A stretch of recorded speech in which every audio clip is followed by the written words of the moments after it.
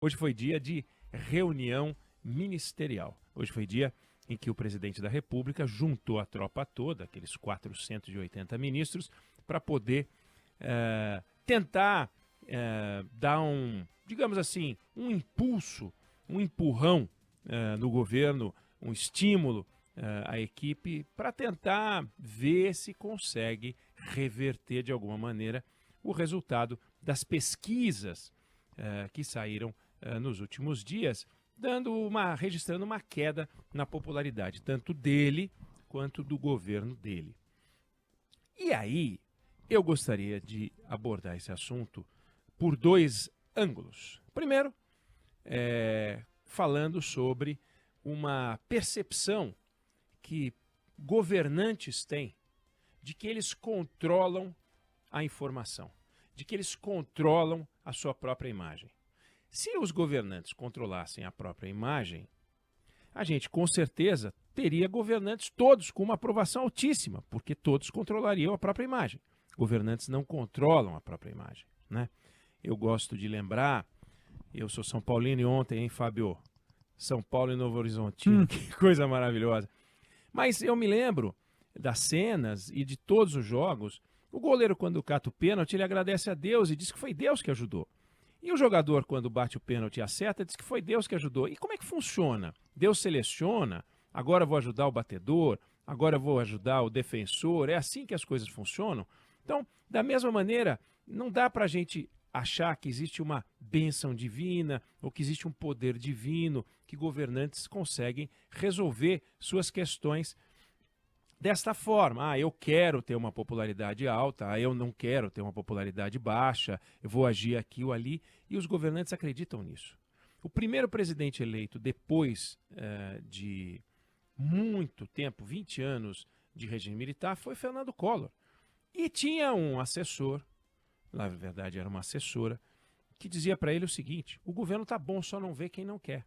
O governo está bom, só não vê quem não quer. Essa ideia que resume, que cala fundo no ouvido dos governadores, dos prefeitos. Pergunta para os prefeitos que agora vão disputar a eleição, o que eles acham quando eles estão, alguns com a popularidade lá embaixo. As pessoas não reconhecem o nosso trabalho, né? Então, o que? A sociedade quer o quê? A sociedade quer governantes mal avaliados? É esse o objetivo da sociedade? Governantes, a gente quer de alguma maneira censurar os governantes, a gente elege o governante, ou seja, a maioria das pessoas elege aquele governante para depois puni-lo com uma avaliação baixa. É uma forma de quê? Para ele não ficar convencido? Não. A verdade é, governantes não controlam as razões pelas quais as pessoas gostam ou não gostam deles, governantes. E esse é um ângulo que eu gostaria de abordar. Governantes não controlam a sua imagem. Governantes podem interferir na sua imagem, mas não controlam a sua imagem, né? Na reunião que fez hoje, o presidente Lula, por exemplo, que diz que quer que as pessoas olhem para suas realizações, deu uma castimbada na orelha do ex-presidente Bolsonaro, chamando inclusive o presidente de covardão. Aliás, uma frase confusa, seguramente não foi o que ele quis dizer, do jeito que ele quis dizer, mas saiu de um jeito atrapalhado, saiu sugerindo que o golpe, que agora se sabe foi tentado, não saiu porque o presidente foi covardão. Ou seja, se o presidente não fosse covarde, e eu entendo a covardia como um defeito, então teria saído o golpe. Então, o golpe não saiu não é porque as forças... Claro, ele também disse que as Forças Armadas não toparam, mas também porque o presidente foi covardão. Então, seria bom que não tivesse sido covardão, ou ele está elogiando a covardia, eu já não entendi nada. Mas essa frase vai ter destaque, como está tendo destaque nesse comentário, vai ter destaque em tudo que é lugar, né? Chamar o presidente da República de covardão, o ex-presidente de covardão, e por isso que não teve golpe. Agora, quando ele diz que existem muitas realizações de governo e que as pessoas não enxergam essas realizações e que essas realizações não chegam às pessoas e é uma falha de comunicação do governo, fica parecendo, volto a insistir, que tudo é manipulável, tudo é controlável, que as pessoas se deixam levar por aquilo que dizem os governantes. Então eu eu pavimentei não sei quantos quilômetros, eu fiz não sei quantas pontes, eu pintei não sei quantas escolas. Então, se você pintou 200 escolas e outro pintou 100 escolas, eu vou gostar de você mais do que o outro, o dobro. Não é assim, não é uma razão direta. Já não é há muito tempo. O que nos leva ao segundo ponto, que é a capacidade preditiva das pesquisas, que é a capacidade que as pesquisas têm de orientar o que os governantes ou as pessoas devem fazer ou podem fazer. No dia 22, agora, a Colômbia, a Universidade de Colômbia, vai realizar um dia de discussões justamente sobre pesquisas, né? Aliás, análise política, uma conferência de análise política que vai durar das 9 da manhã às 4 horas da tarde. E um dos painéis é se a pesquisa morreu. Enfrentando os desafios para entender e medir o eleitorado. É o segundo ponto que eu queria chamar, para o qual eu queria chamar a atenção. E por que isso? Porque as relações já não são mais de há muito tempo. Nós estamos usando indicadores e instrumentos de aferição do século XX. Nós já avançamos 24 anos dentro do século XXI. E as coisas estão mudando. A pesquisa, há 3 semanas da eleição do primeiro turno de 2022, dava ao presidente Bolsonaro 28%, 30% de aprovação, que é baixo. E ele teve 43% dos votos. Ué, e aí? O presidente Lula saiu do governo dele com 80 e tantos % de aprovação. Dilma foi para o segundo turno. Por que ela não ganhou no primeiro turno, como ganhou o presidente Fernando Henrique em 1994 e em 1998? Então, essa relação direta entre aprovação de governo e voto, ela é questionada porque os critérios para aprovação de governo estão mudando. Os critérios para aprovação de governantes estão mudando.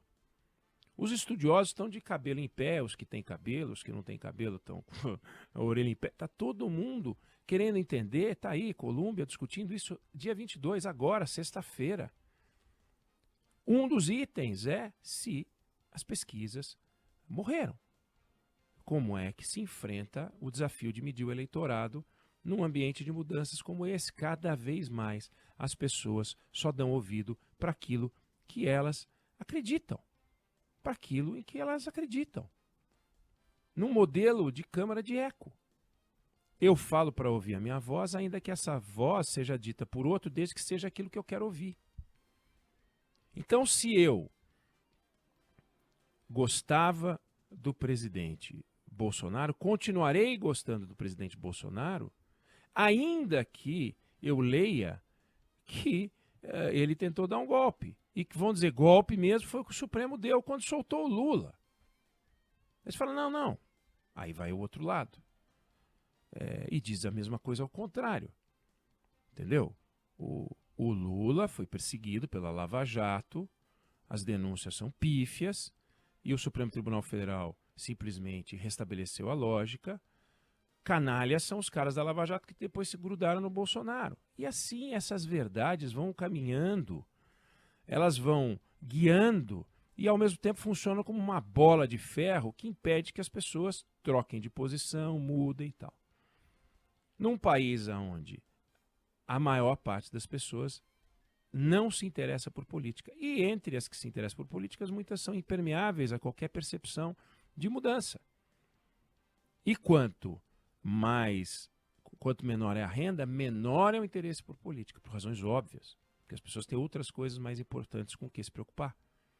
Então, lá na Faria Lima, né? na universidade, nas universidades federais, aí as pessoas se preocupam, se interessam, estão debatendo. Mas essa não é a realidade de todos os brasileiros. E a maior parte dos brasileiros está nas camadas de renda mais baixa. Então a capacidade que o governo tem de mudar os números depende de transformações perceptíveis com o tempo, etc. também, mas também neste ambiente que vai ficar por um tempo de polarização. Aonde essa percepção ruim, esse gosto ruim que o governo tem de que sua avaliação é baixa e está baixando por todos os critérios, por renda, por religião, por gênero, por escolaridade, tudo. O que estava bom está um pouco pior, o que estava ruim está um pouco mais alto. E isso não mudou. E dá, claro, aquele susto. Por quê? Porque são políticos antigos, são políticos mais velhos, que se fiam em formatos mais antigos de avaliação e vão continuar a achar que só existe um jeito, temos que melhorar. Agora, claro, tem um problema de comunicação? Evidente que tem, mas existe também uma nova realidade. Uma realidade em que o governo não controla os fatos políticos como controlava, não porque tinha mais controle sobre a sociedade, mas tinha mais controle sobre os fatos políticos. O Congresso hoje tem mais controle sobre os fatos políticos do que o governo Lula conheceu nas versões 1 e 2. A versão 3 é um Congresso muito mais poderoso, um Congresso muito mais central no debate do que era antes. E isso tudo tira poder do governo. Aí quando um determinado camarada, como o Alexandre Padilha, que é um sujeito competente, começa a perder prestígio, fica parecendo que é só trocar o Alexandre Padilha. Troca o Alexandre Padilha, bota outro.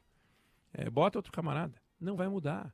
Porque o poder do Congresso se dá em desconhecer barreiras, em criar novos limites, em diminuir a distância com o poder central, em tomar o poder central. E tomou o poder central. Botou um pezinho no Palácio do Planalto, na sala do presidente, no gabinete do presidente da República. E hoje o Arthur Lira manda muito mais do que mandava no governo Bolsonaro e, como presidente da Câmara, manda muito mais do que mandava o presidente da Câmara do Fernando Henrique, o presidente da Câmara do Lula 1. Sempre puderam produzir impeachment, fizeram impeachment da Dilma, fizeram impeachment do Collor, mas tirando isso, o comando da agenda, imagine o plano Collor sendo feito hoje, imagine o plano real sendo feito hoje. Não seria o que foi, basta ver as dificuldades para aprovar os projetos do governo, o desdobramento, né, os detalhes da reforma tributária. Então, esse novo ambiente produz uma leitura que se impõe a partir de uma nova realidade. Se a gente fizer a leitura usando o mesmo sistema métrico de antes, com os mesmos instrumentos de aferição, a gente vai chegar a uma conclusão errada. Conclusão errada que está chegando. O governo tem uma imagem ruim porque a comunicação é ruim. Claro que a comunicação do governo tem que melhorar. Claro que a comunicação do governo pode ser sempre melhor. Claro que isso vai ajudar. Mas isso não vai mudar o cenário do dia para a noite, como o governo espera. Naquela linha do só não vê quem não quer. A gente faz um trabalho extraordinário. Pegamos esse país arruinado. Todos os governantes falam isso. Pegamos esse país arruinado quando troca quando entra um governo que fazia oposição ao governo anterior. Pegamos esse país arruinado. Todo mundo pegava esse governo do país arruinado. Então, o discurso do presidente guarda um pouco desse tom, né? Tem um lado bom, ele não foi tão bélico, ainda que ele tenha dado uma pancada no Bolsonaro absolutamente desnecessária, podia ter passado olímpico por isso. Mas as pessoas até voltarem a achar do Lula o que acharam do Lula lá atrás, antes de todas as denúncias contra o PT, contra o próprio ex-presidente, contra o próprio presidente, leva muito tempo. O Lula está aí há um ano. E ele ficou um tempão fora e o PT apanhando, e ele mesmo apanhando, por denúncias gravíssimas. Aí de um dia para a noite, querem que todos passem a se apaixonar, sendo que, em função de tudo aquilo que aconteceu, surgiu o governo Bolsonaro, ganhou espaço o governo Bolsonaro, pelo desastre também que foi a Dilma, não só nas denúncias, mas estamos falando de um governo horroroso, um governo que produziu uma recessão que o Brasil não conhecia, uma tragédia. A Dilma foi uma tragédia nesse país, uma tragédia. E aí quer que todo mundo se apaixone pelo governo do PT de uma hora para outra, é complicado.